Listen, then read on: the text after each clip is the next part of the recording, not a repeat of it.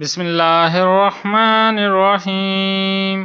حضرت مریم علیہ السلام کے حمل کی کیفیت کچھ یوں ہے کہ حضرت مریم علیہ السلام اپنی خالہ زاد بہن کے گھر غسل کرنے کے لیے گئیں، پھر پردہ لٹکانا چاہتی تھیں کہ حضرت جبرائیل علیہ السلام ایک خوبصورت نوجوان کی شکل میں ظاہر ہوئے۔ حضرت مریم علیہ السلام نے دیکھا کہ یہ نامحرم میری طرف متوجہ ہے، تو حضرت مریم علیہ السلام نے اس سے فرمایا، میں پناہ مانگتی ہوں تم سے ساتھ اللہ کے اگر تو پرہیزگار ہے۔ حضرت جبرائیل علیہ السلام نے کہا، میں وہ شخص نہیں ہوں کہ جس سے تو ڈرے، میں اللہ کا فرشتہ ہوں، تجھ کو پاکیزہ لڑکا بخشنے آیا ہوں، جس کو قرآن پاک نے یوں بیان فرمایا ہے۔ ترجمہ: فرشتوں نے کہا، اے مریم، اللہ تعالیٰ تمہیں خوشخبری دیتے ہیں اپنی طرف سے ایک کلمے کی، اس کا نام مسیح عیسیٰ بن مریم ہوگا، وہ دنیا اور آخرت میں مرتبے والا ہوگا اور اللہ کے قریبی بندوں میں سے ہوگا، لوگوں سے باتیں کرے گا جب جھولے میں ہوگا اور جب پوری عمر کا ہوگا، اور وہ نیک بندوں میں سے ہوگا۔ حضرت مریم علیہ السلام نے جواب دیا، میرا بیٹا کیسے ہوگا کہ مجھے کسی بشر نے ہاتھ نہیں لگایا اور میں بدکار عورت بھی نہیں ہوں۔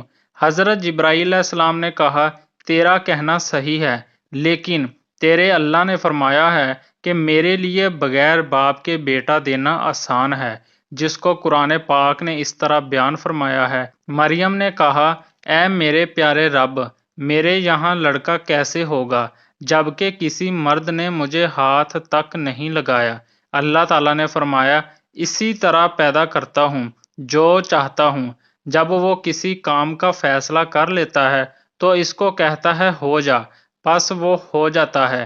بی بی مریم علیہ السلام کو اسی وقت اتنی بڑی بشارت دی گئی کہ وہ نبی ہوگا، بنی اسرائیل اور تورات اور انجیل کا عالم ہوگا، اور وہ بڑے معجزوں والا ہوگا، جس کو قرآن پاک نے یوں بیان فرمایا ہے، اللہ اس کو کتاب اور حکمت اور تورات اور انجیل سکھائے گا، اور وہ رسول ہوں گے بنی اسرائیل کی طرف۔ حضرت عیسیٰ علیہ السلام کی پیدائش، غرض یہ کہ تمام بشارتوں کے بعد حضرت جبرائیل علیہ السلام نے حضرت مریم علیہ السلام کے گریبان میں روح مبارک کو پھونک دیا، جس سے فی الفور حمل ہوا۔ حضرت مریم علیہ السلام فرمایا کرتی کہ دوران حمل تنہائی میں حضرت عیسیٰ علیہ السلام مجھ سے باتیں کرتے تھے اور مجمع میں خدا کی تسبیح بیان کرتے تھے، حالانکہ آپ علیہ السلام ابھی پیٹ میں تھے۔ حضرت مریم علیہ السلام کی خالہ صاحبہ جب آپس میں ملاقات کرتی تھی تو ایسا معلوم ہوتا کہ خالہ کے پیٹ کا بچہ یعنی حضرت یحییٰ علیہ السلام بھانجی کے بچے یعنی حضرت عیسیٰ علیہ السلام کی طرف جھکتا ہے، یعنی سلام کرتا ہے۔ یوسف نجار جو بی بی مریم علیہ السلام کے ماموں کا بیٹا تھا، وہ بیت المقدس میں عبادت کرتا رہتا تھا اور کبھی کبھی حضرت مریم علیہ السلام کو خالہ کے پاس پہنچاتا تھا۔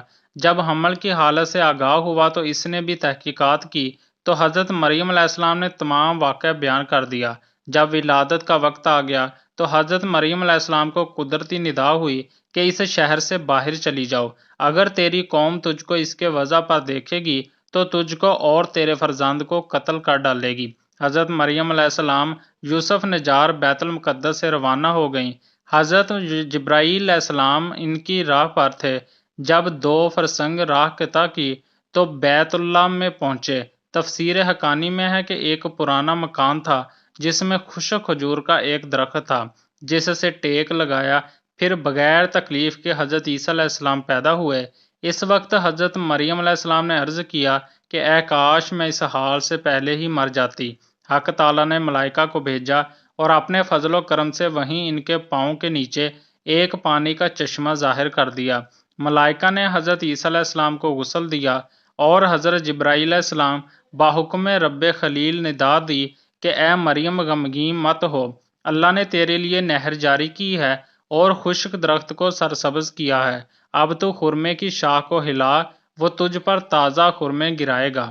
حضرت مریم علیہ السلام نے کہا، اگر لوگ مجھ سے پوچھیں کہ یہ بچہ کہاں سے لائی ہے تو میں کیا جواب دوں گی؟ حضرت جبرائیل علیہ السلام نے کہا، اگر تو کسی کو دیکھے تو اشارے سے کہہ دینا کہ میں نے خدا کے لیے روزہ نظر کیا ہے کہ کسی بنی آدم سے بات نہ کروں گی۔ اس زمانے میں کھانے اور پینے کے علاوہ باتوں سے بھی روزہ ہوتا تھا، جس کو قرآن پاک نے یوں بیان فرمایا ہے، مریم علیہ السلام نے حمل اٹھا لیا اور وہ اس کو لے کر ایک دور کی جگہ چلی گئی۔ پھر درد اس کو کھجور کے در صحت کی طرف لے گیا۔ اس نے کہا کاش میں اس سے پہلے مر جاتی اور بھولی بسرا چیز ہو جاتی۔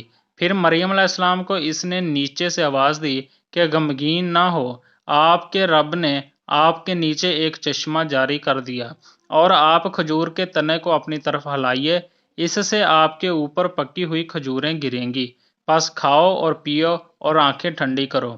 پھر اگر تم کوئی آدمی دیکھو تو اس سے کہہ دو کہ میں نے رحمان کا روزہ مان رکھا ہے، تو آج میں کسی انسان سے نہیں بولوں گی۔ حضرت ابن عباس رضی اللہ تعالیٰ عنہ فرماتے ہیں کہ حضرت مریم علیہ السلام فرشتے کی بشارت سے بے غم ہو گئیں اور نفاس کی مدت ختم ہونے تک 40 روز وہیں رہیں، پھر اپنے گھر واپس آئیں۔